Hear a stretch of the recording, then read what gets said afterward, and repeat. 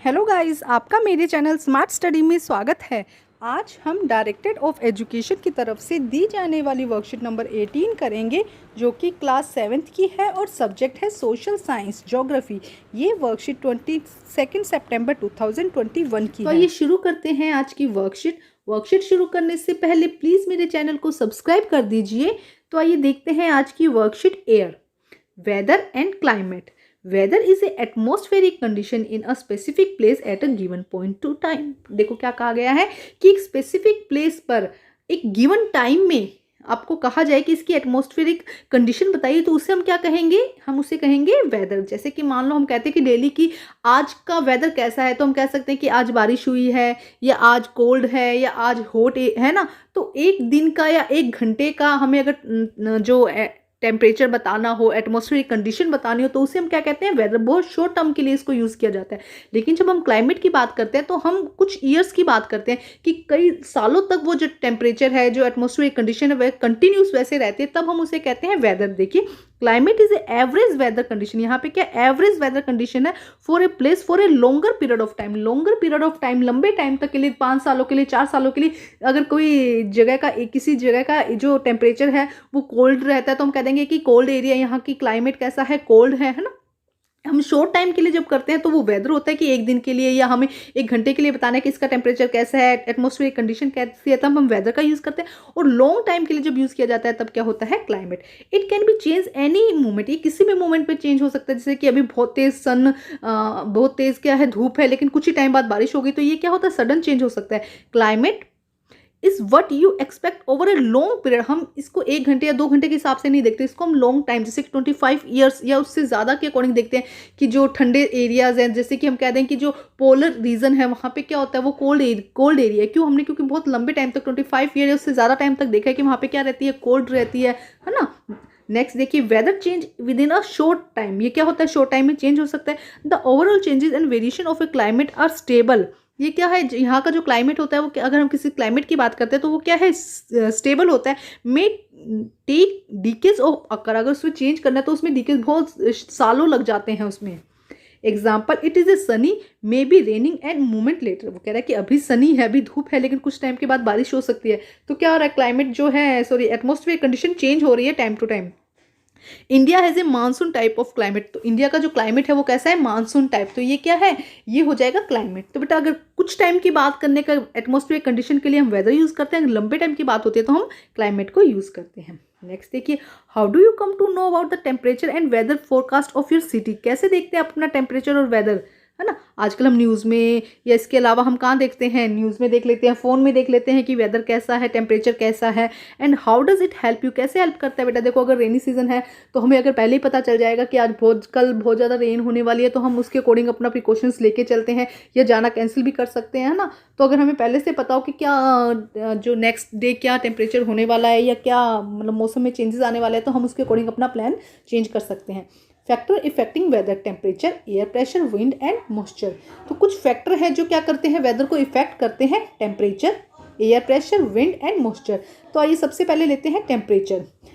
Temperature, the degree of the hottest and coldest of the air is known as temperature. किसी भी area में कितनी hotness है, कितनी कोल्डनेस है, इसको हम क्या कहते हैं? टेम्परेचर कहते हैं। The temperature of the atmosphere change not only between the day and night. जो टेम्परेचर है, एटमॉस्फेरिक चेंजेस जो हो रहे हैं, फिर डे और नाइट के बेस पे नहीं हो रहे कि डे के टाइम पे क्या होगी? हीट होगी, गर्मी होगी, और नाइट में क्या होगा? ठंड होगी, कोल्ड होगा। From the season two season. इसके अलावा सीजन पे भी डिपेंड करता है कि रेनी सीजन है, और अगर हॉट रीजन है, अगर हम कहेंगे समर है तो गर्मियाँ होंगी, जो टेम्परेचर है वो गर्म होगा, और जो विंटर है तो क्या होगा? टेम्परेचर कम होगा। समर और hotter then winter. An important factor that influence the distribution of the temperature in insolation. Insolation is the incoming solar energy intercepted by the earth. देखो क्या कहा गया है कि जो एक इम्पोर्टेंट फैक्टर है जो डिस्ट्रीब्यूशन ऑफ टेम्परेचर पे डिपेंड करता है, वो है इंसोलेशन। इंसोलेशन क्या होता है बेटा? कि जो हमने पिछली वर्कशीट में भी देखा था कि जैसे कि ये हमारी अर्थ और यहाँ सन से क्या आ रही है? रेज आ रही है। हमारे चारों तरफ क्या है? एटमॉस्फेयर है, ठीक है। अब क्या होता है, यहाँ से रेज आ रही हैं और सन जो अर्थ है वो क्या करती है, ये रेज क्या होती है, अर्थ से टकराकर वापस चली जाती है। ये हमने पिछली वर्कशीट में देखा था। लेकिन जो एटमॉस्फेयर है उसकी वजह से जो कुछ जो रेंज है हीट की या जो सन रेज की, वो इसी अर्थ पे रह जाती है, जिसकी वजह से अर्थ क्या है, थोड़ी हीट है, अर्थ में क्या है, थोड़ी गर्मी है ना। तो देखो अब आइसोलेशन क्या है, उसी जो इंटरसेप्ट हो रहा है, जो इसको यहाँ पे पकड़ के रख रही है अर्थ, उसे हम क्या कहते हैं, insolation. Insolation is the incoming solar energy intercept by the earth. The amount of the intercept decrease from the equator towards to pole. देखो क्या कहा गया है कि ये हमारी अर्थ है, यहाँ पे क्या है, सेंटर में इक्वेटर है और ये हमारे क्या हो जाते हैं, पोल। अब यहाँ से सनरेज आ रही है, देखो सनरेज इस तरह से आ रही है ना, देखिए यहाँ से सनरेज इस तरह से आ रही है।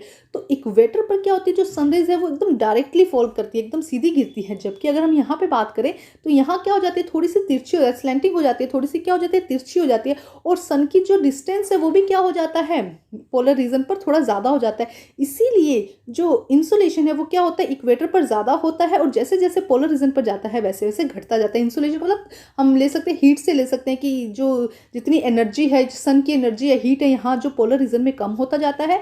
और जो इक्वेटर है, ये जो पॉइंट है इक्वेटर मिड पॉइंट, वहाँ पे क्या होती है, सबसे ज़्यादा होती है। ठीक है, अब इसे समझते हैं। The amount of the insolation decrease from the equator towards the pole, therefore the temperature decrease in the same manner. इसलिए पोलर्स पे क्या होता है, टेम्परेचर क्या हो जाता है, कम हो जाता है। That is why polar are covered with the snow. इसलिए पोलर जो है वो किससे रहते हैं, स्नो से कवर रहते हैं। If the earth temperature rise to high, अगर टेम्परेचर बहुत ज़्यादा बढ़ जाएगा अर्थ पर, it would become too warm for the crop grow. इतना गर्म हो जाएगा जिससे कि क्या होगी, जो क्रॉप है वो भी ग्रो नहीं कर पाएंगी। Temperature is cities is much higher than that villages. Villages में जो टेम्परेचर है वहाँ पे कम होता है, बल्कि सिटीज़ में टेम्परेचर ज़्यादा होता है ड्यू टू मोर पॉपुलेशन। किसके लिए, क्योंकि गाँव में क्या होती है, पॉपुलेशन कम होती है, जबकि जो शहरों में या सिटीज़ में पॉपुलेशन ज़्यादा होती है। इसके अलावा मोर फ्यूल बर्निंग, व्हीकल्स, फैक्ट्रीज और अदर एक्टिविटीज़, ये सब ज़्यादा होती है, जिसकी वजह से क्या होता है, ये हीट ज़्यादा हो जाती है और जो टेम्परेचर है वो राइज हो जाता है। अब यहाँ पे देखिए क्या लिखा गया है, thermometer. Thermometer is use to measure the temperature. The standard unit of the measure temperature is degree Celsius. देखो ये आप लोगों ने देखा होगा, ये क्या है, थर्मोमीटर है, जिसका यूज़ किसके लिए किया जाता है, टेम्परेचर को चेक करने के लिए, टेम्परेचर को मेजर करने के लिए। उसकी स्टैंडर्ड यूनिट क्या है, डिग्री सेल्सियस। नेक्स्ट है air pressure. Air pressure is defined as a pressure extend by the weight of the earth on the earth surface. देखो ये अर्थ की सरफेस है, तो अर्थ की सरफेस पर जो एयर है वो एक प्रेशर लगाती है, एक वेट देती है एयर को, जिसे हम क्या कहते हैं, एयर प्रेशर कहते हैं। The air pressure is highest in sea level, decrease with the height. At the pressure decrease, the amount of the oxygen available in the breath also decrease. At the very high altitude, atmospheric pressure and available oxygen get so low that the people can beg sick and even die. That's why the mountain climber use oxygen cylinder when they ascend very high peaks. देखो क्या कहा जा रहा है कि जो mountain climber होते हैं, जो पहाड़ों पर चढ़ते हैं, वो अपने साथ जो ऑक्सीजन का सिलेंडर रखते हैं। क्यों, क्योंकि जैसे जैसे हम ऊपर की तरफ जाते हैं वैसे वैसे ऑक्सीजन क्या होती रहती है, कम होती रहती है। जब ऑक्सीजन कम होगी तो सोचो उनको ब्रीथ करने में प्रॉब्लम होगी, सांस लेने में प्रॉब्लम होगी। इसीलिए वो क्या रखते हैं, अपने साथ में ऑक्सीजन का सिलेंडर रखते हैं। ठीक है, तो जैसे जैसे ऊपर जाएंगे वैसे वैसे क्या होगी, ऑक्सीजन की कमी होती जाएगी। Horizontally the distribution of the air pressure influenced by the temperature of air at the given place. In area where the temperature is high, the air gets heated and rise. This create a low pressure of area. देखो क्या कहा जा रहा है कि जैसे कि ये अर्थ है, जिन एरियो में क्या होगा, प्रेशर क्या, सॉरी टेम्परेचर क्या होगा, ज़्यादा होगा, राइज होगा टेम्परेचर, तो क्या करेगी एयर। आपको पता है कि जो हॉट एयर होती है वो क्या हो जाती है, थोड़ी हल्की हो जाती है, लाइट हो जाती है, और उसकी वजह से वो ऊपर उड़ जाती है। तो अगर यहाँ पे टेम्परेचर ज़्यादा होगा तो यहाँ की एयर क्या हो जाएगी बेटा, ऊपर उड़ जाएगी, जिसकी वजह से ये एरिया जो है वो क्या हो जाएंगे, लो प्रेशर के। Is associated with the cloudy, slack and wet वो विंटर वेदर्स। देखो क्या कहा जा रहा है कि जब ये मान लो कि अर्थ की सरफेस है और यहाँ का एरिया के यहाँ का टेम्परेचर क्या है, हाई है। जब टेम्परेचर हाई होगा तो जो एयर है वहाँ की वो क्या हो जाएगी, हॉट हो जाएगी। एयर हॉट होगी तो एयर हॉट होकर कहाँ, ऊपर की तरफ जाएगी, जिससे यहाँ पे जो प्रेशर लग रहा है एयर का वो क्या हो जाएगा, डिक्रीज हो जाएगा।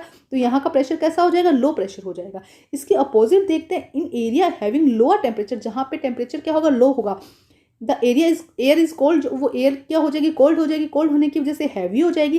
This is therefore heavy air sink and the create a high pressure. अब हैवी जब भारी हो जाएगी, जो एयर है वो भारी होकर नीचे की तरफ आएगी, जिसकी वजह से क्या होगा, यहाँ की तरफ ज़्यादा एयर आएगी, जिससे क्या होगा, यहाँ पे एरिया जो हो जाएगा वो क्या हो जाएगा, high pressure area. High pressure area associated with clear and Sunny sky देखो क्या क्या है, अगर हवा जो है वो भारी होकर नीचे आ जाएगी तो स्काई है वो कैसा दिखेगा, हमें सनी दिखाई देगा और कैसा दिखाई देगा, क्लियर दिखाई देगा।